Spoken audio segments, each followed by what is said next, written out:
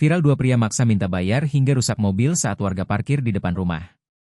Beredar di media sosial sebuah video yang menampilkan aksi dua orang yang diduga preman memaksa pengendara mobil membayar uang parkir di Jalan Surya Kencana, Kota Bogor, Jawa Barat. Korban tampak mendapat ancaman dan intimidasi karena menolak membayar parkir. Dua orang diduga tukang parkir tersebut bahkan sempat meneriaki korban dan memukul kendaraannya. Video itu juga menampilkan bahwa lahan kosong yang dijadikan tempat parkir berada tepat di depan rumah orang tua korban.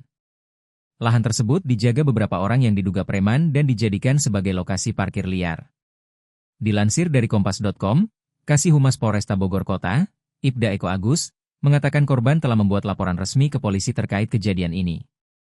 Polisi saat ini masih mendalami laporan tersebut dengan meminta keterangan dari korban maupun saksi lainnya untuk menindaklanjuti dugaan praktik pemalakan ini.